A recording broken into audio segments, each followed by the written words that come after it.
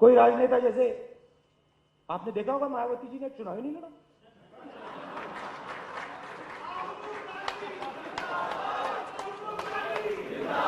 हमने मायावती जी को मैसेज दिया,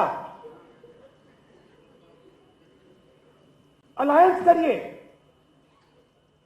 चीफ मिनिस्टर बनिए, बात तक नहीं की। देश की जनता को मैं ये कहना चाहती हूँ कि मीडिया के माध्यम से मुझे ये मालूम हुआ है कि कल कांग्रेस पार्टी के पूर्व अध्यक्ष श्री राहुल गांधी ने हमारी पार्टी व खासकर पार्टी की मुखिया को लेकर जो कुछ टीका टिप्पणी की है, तो उससे इस पार्टी की विशेषकर दलितों व अन्य उपेक्षित वर्गों के साथ साथ बीएसपी के प्रति भी हीन व जातिवादी मानसिकता तथा द्वेष की भावना भी साफ झलकती है। जबकि इन वर्गों के लोगों को अपने पैरों पर खड़ा करने के लिए बीएसपी पूरे जी जान से लगी है और जिन्हें कांग्रेस पार्टी ने अपने लंबे अरसे के रहे शासनकाल में इनकी सामाजिक एवं आर्थिक स्थिति में सुधार लाने के लिए जमीनी हकीकत में कुछ भी ठोस कदम नहीं उठाए। साथ ही इनके मद का सरकारी पैसा भी अधिकांश दूसरे मदों पर ही खर्च कर दिया गया है। इसके अनेकों उदाहरण आप लोगों के सामने हैं। इनको आरक्षण व अन्य जरूरी सुविधाओं का भी पूरा लाभ नहीं दिया है, ताकि ये लोग आर्थिक तौर पर हमेशा दूसरों के ऊपर ही निर्भर बने रहें, जिससे दुखी होकर फिर बहुत पहले ही बाबा साहब डॉक्टर भीमराव अम्बेडकर ने इनकी केंद्र की रही सरकार से अपने कानूनी मंत्री पद से इस्तीफा तक भी दे दिया था और फिर इनके बताए हुए रास्तों पर चलकर मान्यवर श्री कांशीराम जी ने बीएसपी की स्थापना की, जिसको कमजोर व खत्म करने के लिए शुरू से ही कांग्रेस पार्टी हर घिनौने हथकंडे इस्तेमाल कर रही है। और अब तो खिसियानी बिल्ली खम्बा नोचे की तरह ही इस पार्टी के पूर्व अध्यक्ष अपने बिखरे हुए घर को तो संभाल नहीं पा रहे हैं,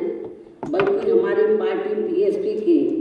कार्यशैली पर जबरदस्ती की उंगली उठा रहे हैं, जिससे बीएसपी के प्रति इनकी जबरदस्त बौखलाहट व नफरत आदि भी साफ नजर आती है। इतना ही नहीं, बल्कि इससे पहले इनके पिता स्वर्गीय श्री राजीव गांधी ने भी बीएसपी को बदनाम व कमजोर करने के लिए मान्यवर श्री कांशीराम जी को सीआईए का एजेंट तक भी बता दिया था। और अब इन्हीं के ही पद चिन्हों पर चलकर इनका बेटा श्री राहुल गांधी भी बीएसपी व इस पार्टी की मुखिया पर आए दिन बीजेपी के साथ मिलने का ये कहकर गलत आरोप लगाते रहते हैं कि बीएसपी की मुखिया बीजेपी की सीबीआई, ईडी व इनकम टैक्स आदि से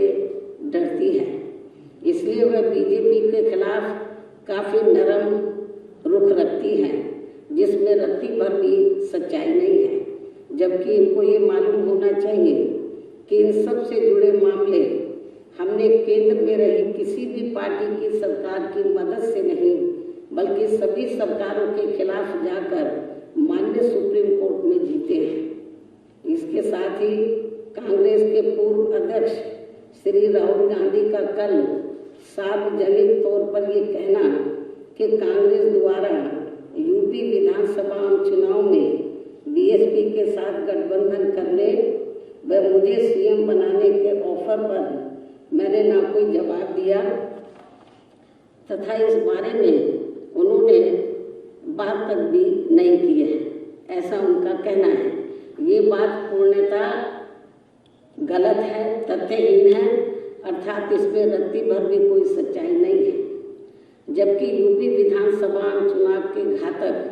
नतीजों पर हर विपक्षी पार्टियों द्वारा समीक्षा होनी चाहिए, किंतु ऐसी तथ्यहीन बातें नहीं करनी चाहिए। वैसे भी कांग्रेस को विपक्षी पार्टियों में से खासकर बीएसपी व उसके नेतृत्व के बारे में कोई भी टीका टिप्पणी करने से पहले 100 बार सोच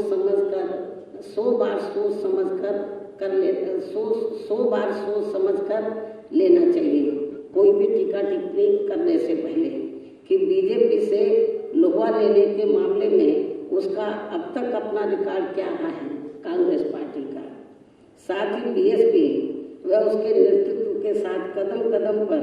राजनीतिक षड्यंत्र, दगा व खासकर मध्य प्रदेश व राजस्थान आदि राज्यों में बार बार विश्वासघात किए जाने आदि को थोड़ी देर के लिए भुला भी दिया जाए तो भी बीजेपी के विरुद्ध राजनीतिक लड़ाई लड़ने में कांग्रेस का अपना रिकॉर्ड हमेशा काफी लचर व ढुलमुल ही रहा है। अर्थात कांग्रेस पार्टी सत्ता में रहते हुए व सत्ता से बाहर हो जाने के लंबे समय बाद अब तक बीजेपी व आरएसएस एंड कंपनी से जी जान से लड़ते हुए हमें कहीं भी नजर नहीं आती है। जबकि बीजेपी एंड कंपनी के लोग साम दाम दंड भेद आदि अनेकों हथकंडे अपनाकर भारत को कांग्रेस मुक्त ही नहीं बल्कि विपक्ष विहीन बनाकर पंचायत से संसद तक चीन जैसा ही एक पार्टी सिस्टम बनाकर देश के लोकतंत्र व इसके संविधान